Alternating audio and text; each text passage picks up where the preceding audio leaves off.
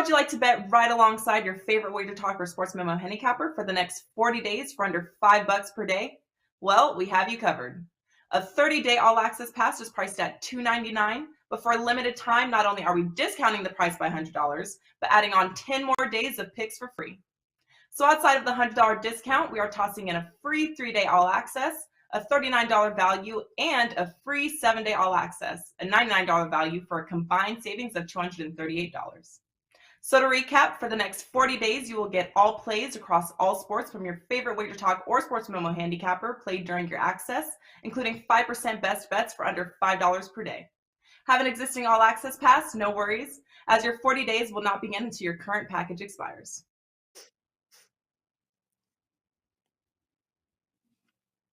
Hey guys, welcome in right here to WagerTalk TV. Happy Friday. This is Puck Time. I'm Andrew McInnis. I have Carmine with me as usual, and we are excited to bring back Dave Cokin. Dave with us here on Fridays during the playoffs. Happy to have Dave with us today to break down these games. Guys, every team has now played 2 games at home ice. We'll now see the series shift to a different venue for game 3 and 4. We saw some bounce backs, and we saw some, well, just the domination just keeps on coming for some teams. But guys, quick recap for me with yesterday. I hit the first period puck line with the Florida Panthers, got 2 late goals. A tough loss on the over 6.5 though in that same game. As back-to-back games, I make the same bet on the over, and in 2 completely different ways, it lands on 6 when I need 7. So no goals in the third. That was a tough one, but a 5% winner on the Tampa Bay Rays, taking my baseball run to a 10-1 run. So happy about that.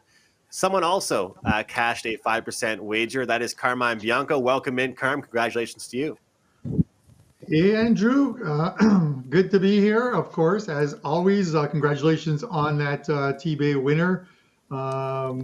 They made it tight late, but it's always good to win them. At the end of the day, it's not the final. It's the W that is all that really matters. And we saw some. My God, we saw some great games in the NHL last night. 3 of the 4 games stay under the total. The one which is one of the 2 that was the more or the likeliest to stay under the total was the Rangers one. That's the only one that went over the total. I had Florida in regulation. I thought they would bounce back in a big way, and they did. We'll see how they do moving forward. But we had some great games. The one in Colorado was absolutely phenomenal with Connor Ingram in goal. The cameraman just kept going back to him before every commercial break. You just saw this guy, and he was living his life in goal. He just played absolutely phenomenal. He stopped a lot of shots, and then from that one I switched over and I finished off watching the Dallas game, the bend don't break Dallas Stars playing their style of hockey in another low-scoring game. That series is going to be a good one. I'm looking forward to tonight's game is obviously a big weekend of NHL. I want to thank. We have a lot of people in chat. I know you guys have been hanging around. I want to thank you. At 1 o'clock start times on Fridays during the playoffs, so we can get our guest in on Fridays as well too. This is usually the time where our show is done, Andrew, and I'm going for like a massage, the massage after puck time. One guy who does, one guy who doesn't have to pay for his massages, Dave Cokin. Dave, how are you enjoying the playoffs, man? Well, I was happy with last night because I've got a Rangers series bet, which I needed to win last night, and a bigger bet on a Colorado Avalanche prop bet. So I did not want to see them get upset last night, and they didn't. Avalanche look, I don't know who's the only team that can beat Colorado is Colorado. They're the best team in the league. Yeah. I don't think there's any question about it. But you could argue they were the best team in the league last year, and they lost in the second round of the Golden Knights. Second round's been a problem for them. So I think they'll dispose of Nashville in the next 2 or 3 games. After that, we'll have to wait and see. I don't know who I assume they'd rather face Dallas, but the Stars are a team that can take them out of their preferred style of play, whereas I think Calgary probably play the same style. So I don't think they care, though. I think they just want to get through this series and take on the next team and get through that second round, which has been their nemesis over the past couple of years. Yeah, and before I go to Andrew, I want to say, if you look at that game, I get it. It was an OT game, but this is one where if Ingram does not stand on his head, we see almost like a similar scoreline as we did to game one. You'd have to think they killed him. I mean, the kid. I don't know I don't have the chance stats in front of me, but it was a complete blowout. I mean, Nashville had very few chances in the game. Yeah, I mean, they can't play with Colorado. They're the wrong style of play. They've only got one really good line and one good defenseman. They're a big physical team, and they're just not nearly fast enough to stay with the Avalanche. This should be an easy series. Personally, I'd be surprised if the Predators win one. Well, hats off to Connor Ingram for his performance, because at least that will help further his career. But to the point that you made there about the depth, and that's just the thing to me when I look at a series like this. Sure, it might have been less. We might have had less scoring, but that goes into the game plan we saw from Nashville. They sit back, they played a lot tighter, they clogged things up. But when you do that and you already struggle to score, you're going to struggle even more. So hats off to you. You went to overtime and it was a tight one, and you relied heavily on your goaltender, but then you also didn't really score either, which is not very good. I want to mention real quick on that game. We're going to talk about it for a second. Makar overshots and Devon Tays to get a point. Once again, cashes in with ease.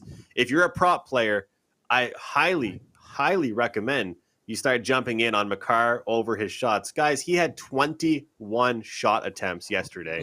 His prop bet, guys, was 4.5 shots on goal. So just something to keep an eye out. But for today, we got to jump into today's games. Yesterday is in the past. We have the Bruins, Hurricanes, Lightning, Maple Leafs, Blues, Wild, and Kings, Oilers. Game 3. Let's start things off at TD Garden with the Boston Bruins playing host to the Carolina Hurricanes. Boston minus 135 at home. Carolina plus 115. Road dogs here. They lead the series 2-0. Total sits at 5.5 in this one.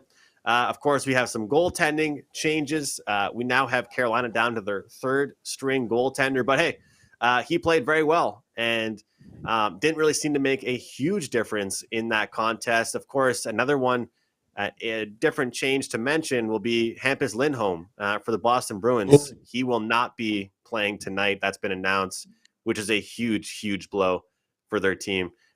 Dave, did you want to say something really quick? No, I mean, this is a pretty simple analysis on this game. Bruins better get out of the gate quickly because if they fall behind, I think they're down 3-0 and could be getting swept. They have been owned this season by the Hurricanes. The way the games have played have often been close in terms of shots on goal and stats like that, but on the scoreboard, it has been all Carolina. I think the Bruins have to win the first period tonight. If they don't, I think they're looking at a third straight loss and getting swept out. And at that point, I think you're going to have a coach on the hot seat because the playoff failures for the Bruins are becoming a habit. And their power play has been a disaster. They can't even look. They're taking a minute to even get the puck into the zone. Carolina's got a great penalty kill, and it has worked to perfection. To me, the bet here for me is Bruins first period, and I'm not making it a big bet, but I'll lay the quarter in the first period because they know, and it's obvious, but they know they've got to come out smoking tonight and get something on the board early. Well, growing up for me, Dave, the biggest thing with the Bruins was not only just that top line, was their depth. They had secondary scoring. Now with Taylor Hall, Jake DeBrusk, Eric Haula, Charlie Coyle, they're nowhere to be seen, and you can't rely on one line. You just can't. Let's call it straight.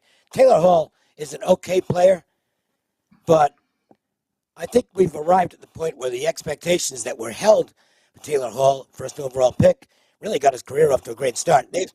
They've kind of gone by the wayside. He's a second line, maybe. He's actually more of a third line, maybe second line guy. And that's it. And the Bruins were hoping he'd really turn the corner and give them that depth that they needed beyond the Bergeron line. And it hasn't happened. He's okay, and that's about as far as it goes. Well, Carm, looking at this game, I said prior to game 2, hey, I think I'm probably going to take the Bruins first game back home, TD Garden, great crowd. They play well there. After what I saw in game 2, I have no interest in them. What I have interest in is goals, because I don't know if I can expect the Bruins to win the game, but I feel like they'll get a few goals and Carolina will respond here. What did you think about game 2, and what are your thoughts here going to game 3? Yeah, it's tough. My first reaction is, are we going to see a Bruins team that is physical? Is this going to be a chippy game? Because we saw what happened in the third period. We saw what happened after that body check. And, the Bruins were undisciplined. They picked up 28 penalty minutes in that game. I think it was only 18 for Carolina. And they're unhinged. Carolina has done a fantastic job of first of all, stopping that number one line.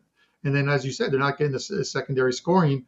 And Carolina's just having, it's the playoffs. I don't want to use this phrase, but I'm going to use it. They're just having fun on the ice. When a team isn't facing any adversity, and they're not facing any adversity through the first couple of games of this series, you go out there and Brindamore's just rolling his lines out there, and these guys are out there and they're performing, and this is why they're up 2 games in the series. I'm not worried about Kochkidov. I'm going to pronounce his name wrong anyways, but being in goal tonight. This guy, he started 3 games during the regular season, New Jersey, New York, and the other New York team. But he's got an edge to him. And you saw it with the Marchand thing, where he went after Marchand, gave him the slash, took a slash back. He's focused. You can tell he's in the game, and which is hard to believe from a goalie who's only played 3 NHL regular season games. He's right in there. And so I don't see he's not going to get rattled in Boston tonight. The crowd's going to make no difference to him as I see it. I get Dave's point of Boston's got to take the game to him right from the onset. I just think Carolina's remembers last year winning the first 2 games at home, going to Nashville, and then losing both games in Nashville. They eventually win that series in 6, but it wasn't easy. I think we're going to see a really good defensive effort from Carolina, and I'm going to mention it in my show best bet, but I'm looking at the under in the first period here. The no goals in the first period of the first game, and the XG numbers were the highest of any period in that game for the first period. I came back with the first period over in the second game, and it did go over, and yet the analytics for that game, Andrew, were the first period were the lowest number of the 3 periods. So it defies logic. So with that said, I'm going to go under in the first period here. I think this is going to be a low-scoring start to the game, a little tighter than most people expect, and maybe not as chippy. We want to think that it's going to be chippy because of what happened in game 2, but the Bruins can't afford to take bad penalties and put themselves in a hole against this Carolina team. So I'm going to look at the first period under. I just wanted to throw in, by the way, I'm sure the crowd will get on the rookie goalie, but won't bother him. He doesn't understand English. Yeah, he doesn't. He doesn't. Brindamore, in one of the interviews, I think I mentioned it with Brindamore, they asked him what he said to the goalie, or did he have a conversation? He goes, no, he doesn't speak English. I just said go stop pucks. And Andrew, you mentioned that one of the players is the actual translator for the goalie. Yeah, I mean, top line player Andrei Svechnikov has to translate messages from the head coach, goaltender. And what's the head coach going to tell the goalie? Hey, go out there and do your job, man. Good luck with that.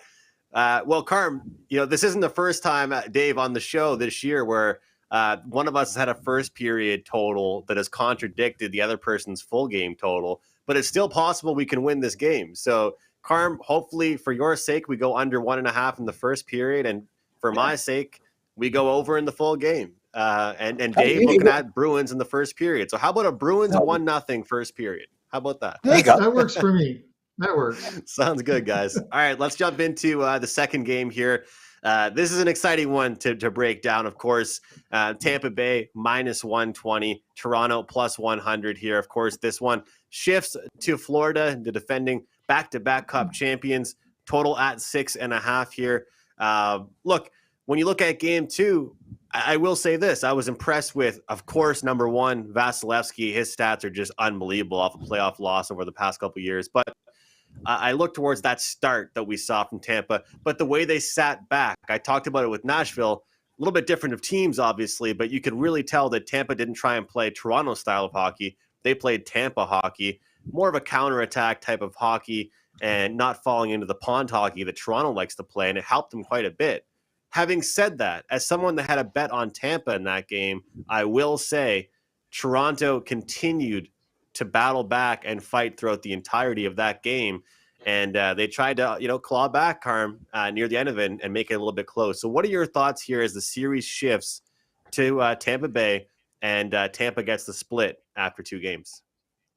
Yeah, much like I mentioned when we did the game 2 preview, and then when we talked about it after the next day, is neither one of these teams want to be taking dumb penalties. You cannot put Tampa's power play, especially at home, on the ice because they are going to beat you. And conversely, you can't take penalties because the Leafs, it's not just the Leafs' number 1 power play, but even their number 2 power play unit is very good and scores goals. With specialty teams ended up deciding game 2, 5-on-5. I thought they were pretty even in game 2. Those 2 Wayne Simmons penalties, dumb ones. He's owned up in the media and said there were bad penalties by him. He put his team in a bad spot, and he did. I'm going to look at this, Andrew, game 3 and game 4, the way I looked at it before we did the game 1 preview, which was I said home ice in this series isn't as important isn't as important as most people will think. The Leafs can go to Tampa and win. Tampa can go to Toronto and win. I think that this series was going to go 6 or 7 games. And with that thought, I'm not going to have a bet on this game, but whoever wins this game, I'm going to come right back with the other team in game 4. I did it. Leafs won game 1. I came back with Tampa in game 2, despite the fact that the markets moved from an opening of 112 to about -140 on the Leafs by game time. I wasn't worried about that. I'm sticking to my guns on this. Whoever wins game 3, I am going to take the other team in game 4. I'm looking to take the power plays out of this, a much more disciplined game by these 2 teams, and the under. I still think 6.5 is too high a number, and we saw some games last night with the 6.5 staying under, and we're seeing 3 games tonight with totals of 6.5, and this is one of them that I like the under, so I'm going to go under here. Dave? Not a bet for me, but I actually like the over. Look, the Maple Leafs are just not built to win 2-1 games. So I think the attitude for them has to be, let's go out there and just go full balls out and try and fire as many shots at Vasilevsky as possible and hope a few get through. I think that's their only path to victory. And so to me, look, I'm not the coach. Maybe that's not the strategy they utilize. But if I were the coach, that would be the strategy I would utilize. So with that in mind, I'll take it over. And there's still going to be penalties in this game, okay? The officials are calling things fairly closely, at least in regulation. And both teams have really good power plays. So I think you'll get 1 or 2 special teams goals in this game. I think you'll see a 7 on the board when it's all said and done. I don't know who's going to win, but I like the over.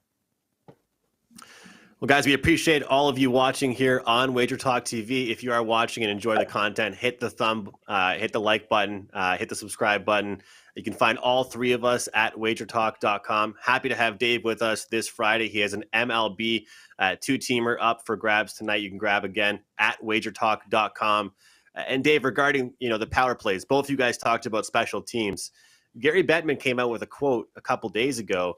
After all the manifests, everybody complaining, media, about the amount of penalties we've seen, he pretty much said in his quote, hey, I want it to be the same as regular season. And the quote that I saw from John Cooper I really liked was, he said, and I quote, just speaking for our series, most of these penalties are deserved. Both teams need to recognize that. And what I love about that is that it's a veteran coach that just says, I'm not complaining about our penalties, and I'm saying that they deserve their penalties. And, we're seeing a lot of talk on the other side with the Leafs where they can't get the word referee out of their mouths in the post-game talks. And I think in a series that's going to the third game, the last thing you want to be doing is worrying about what the referees are thinking. One thing I want to mention for all of you guys out there that may not know this, or just a reminder, home ice determines a couple different things, not just your crowd cheering for you. It determines who gets the last change, all right? The last change between whistles.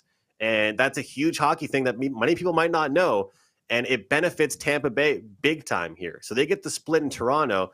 Now they get to figure out who they want their matchups to be. So for anybody not familiar with that, if Sheldon Keefe sends out his third line, we can see, all of a sudden John Cooper sends out his top line. And for about 30, 40 seconds, that third line has to go up against Tampa's number one line. And that's a huge advantage that takes place when the venues shift.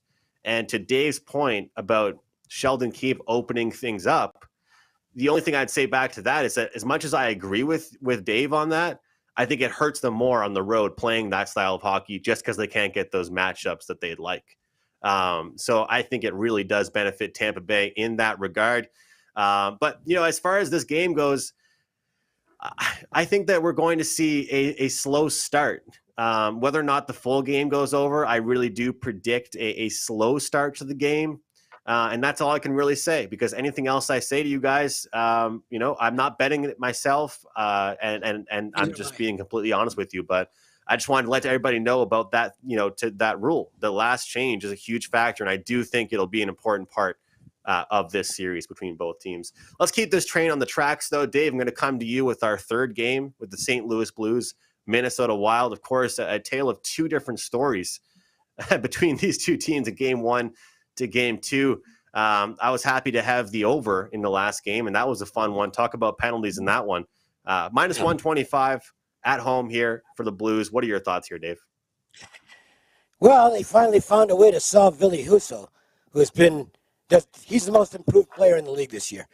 This guy went from a pretty deep backup last year who really wasn't very good to clear number one on this team, and he has been great at home.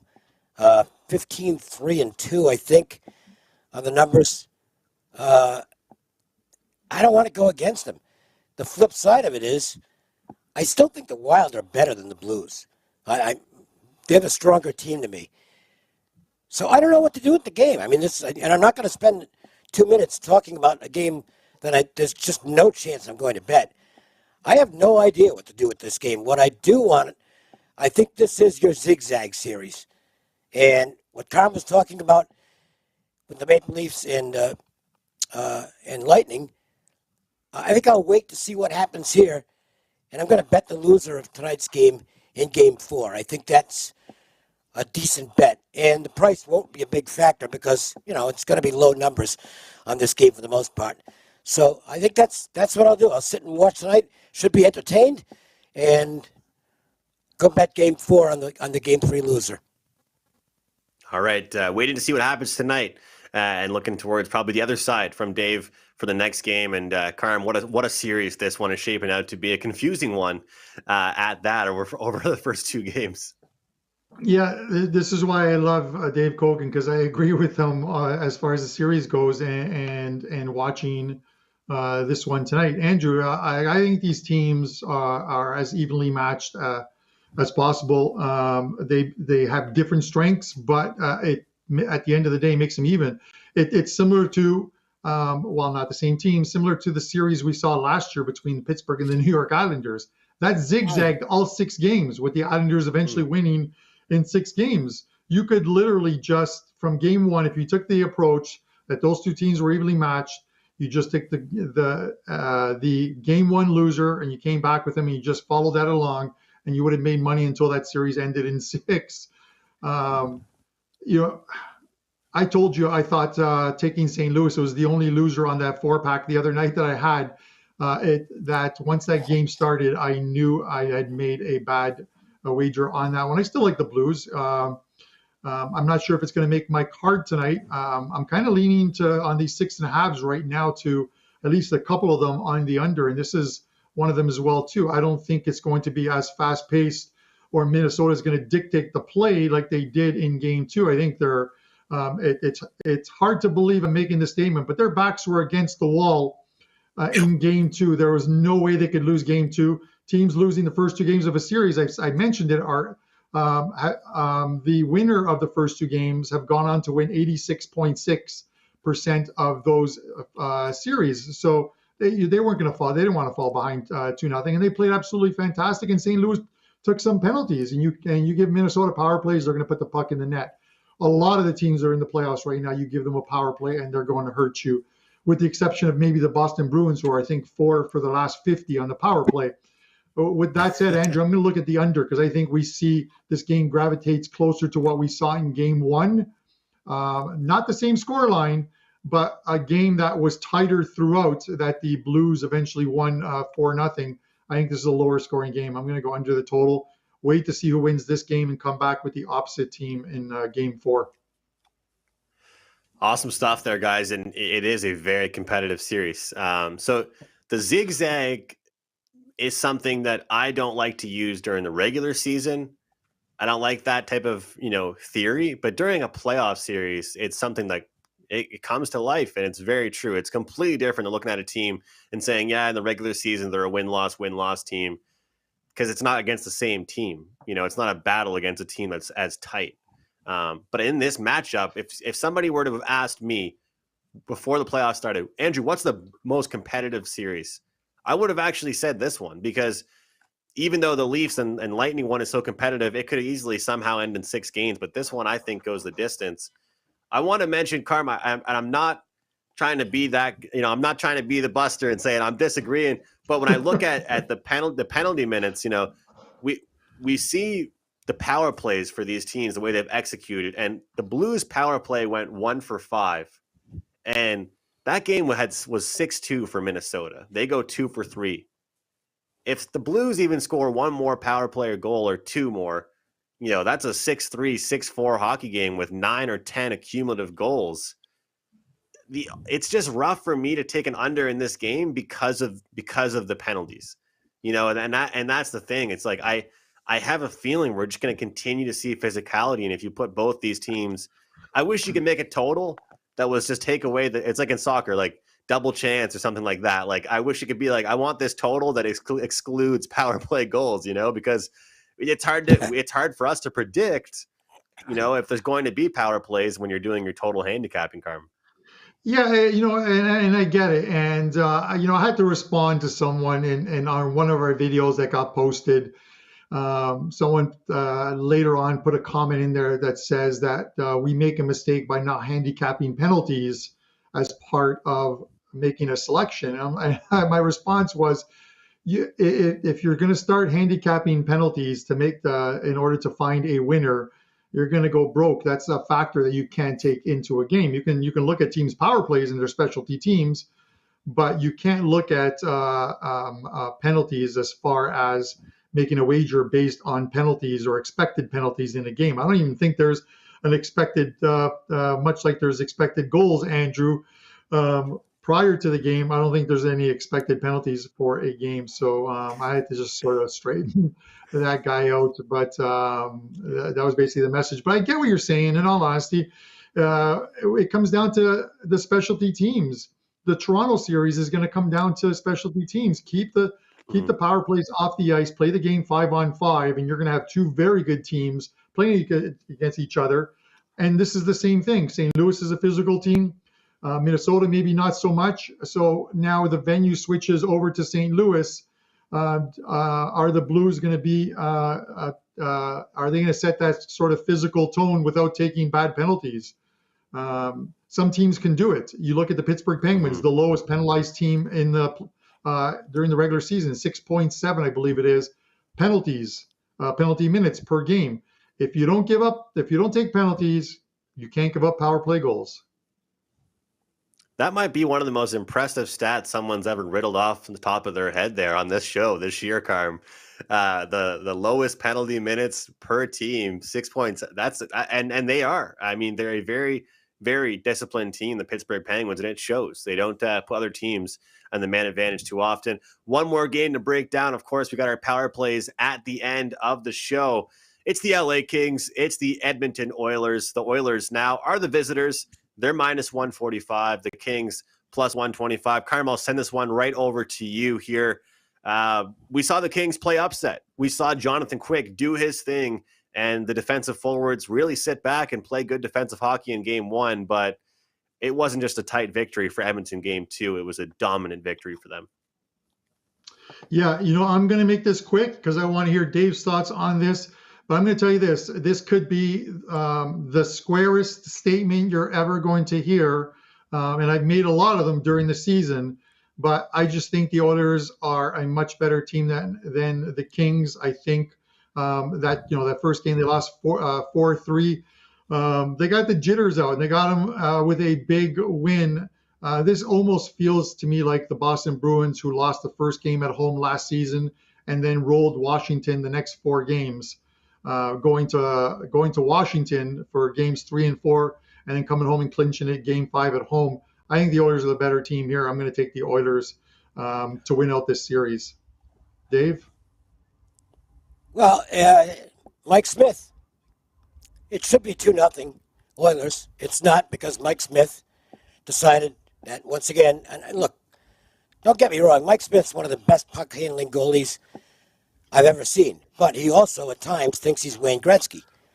And he basically blew the game for the Oilers with his incessant puck handling, and he made a horrible blunder that cost him a goal, and he gave up another goal that was not very good. Other than that, the Oilers are up 2-0. They're just better than the Kings. The Kings have surpassed almost everyone's expectations this year, despite the fact they've had a lot of injuries. The Golden Knights used that as an excuse. The Kings haven't used it as an excuse, and despite the fact that arguably their best player got lost for the season, with plenty of time still to go in the season, being Drew Doughty, he's really important on that team. They've persevered, they hang in, they overachieve. But on paper, I know taking the logical approach in the NHL playoffs isn't going to get you paid a lot of the time because weird things happen. But the Oilers are the much better hockey team, and if Mike Smith doesn't screw it up, this should be a 5-game series.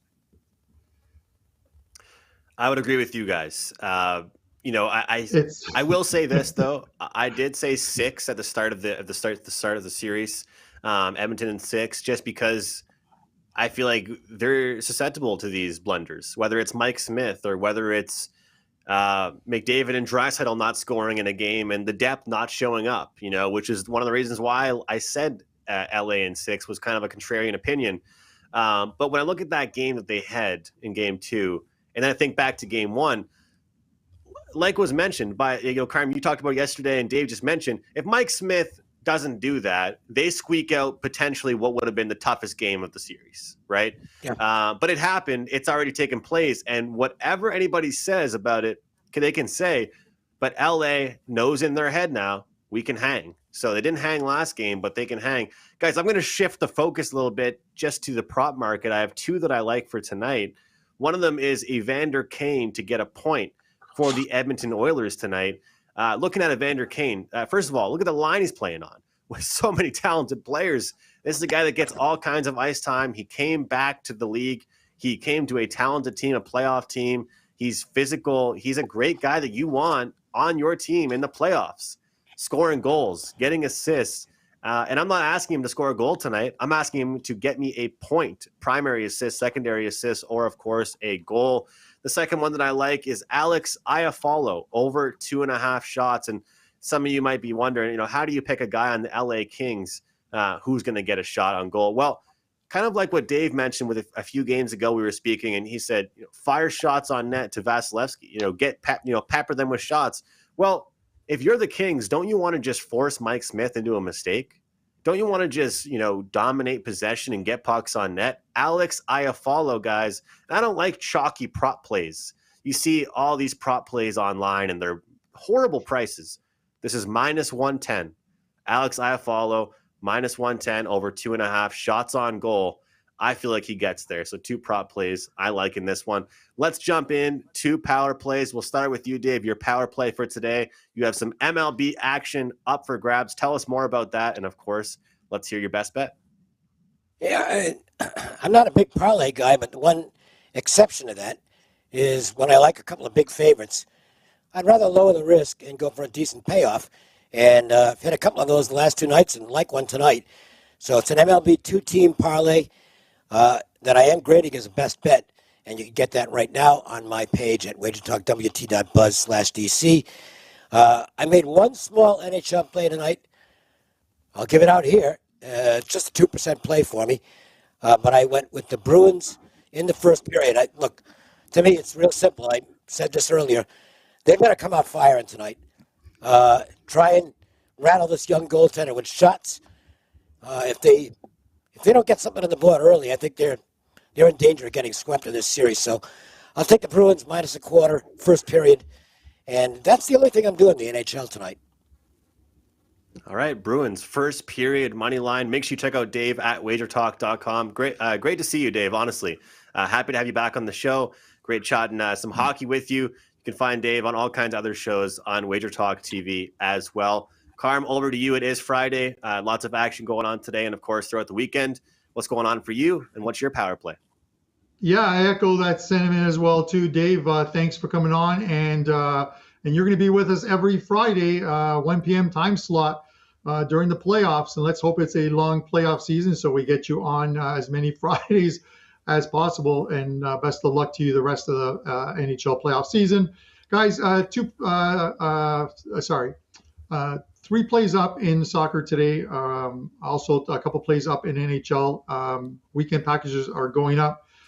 It's going to be a busy weekend, so I've got a coupon code for you guys. It's CARM20. CARM20 will get you $20 off a 3-day all-access package that normally goes for $59. You can get it for $29 with that coupon code, CARM20.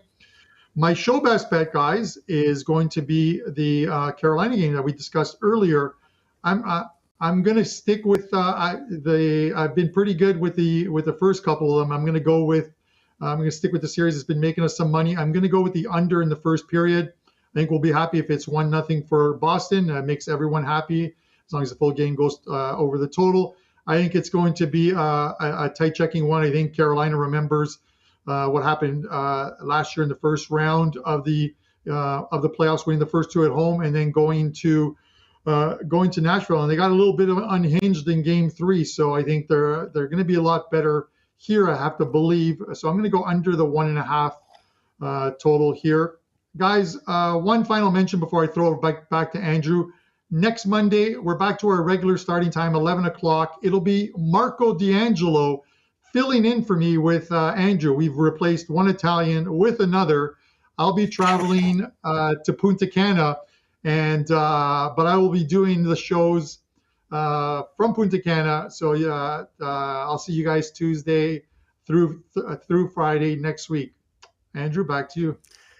That is a level of commitment, and the commitment I mean is not even to the show. It's the fact that you have to bump up your Cerveza time a little bit later, and so that way you're not having one during puck time, Carm. But I hope you have a great vacation. I'll be having one during puck time.